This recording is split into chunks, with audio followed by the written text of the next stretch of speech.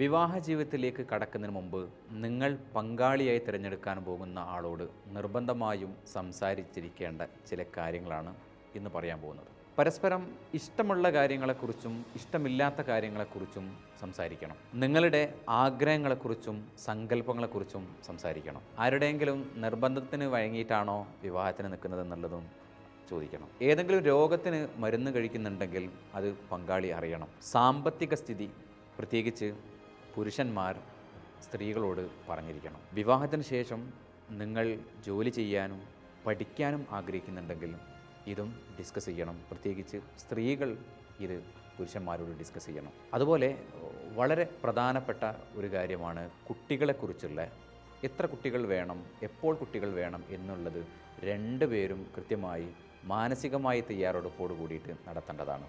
ഇതിനെക്കുറിച്ചും discuss ചെയ്തിരിക്കണം. ഇത്തരം കാര്യങ്ങൾ ഡിസ്കസ് ചെയ്യുന്നതിലൂടെ വിവാഹത്തിന് ശേഷമുള്ള പ്രശ്നങ്ങളെ ഒഴിവാക്കാൻ സാധിക്കുന്നതാണ്.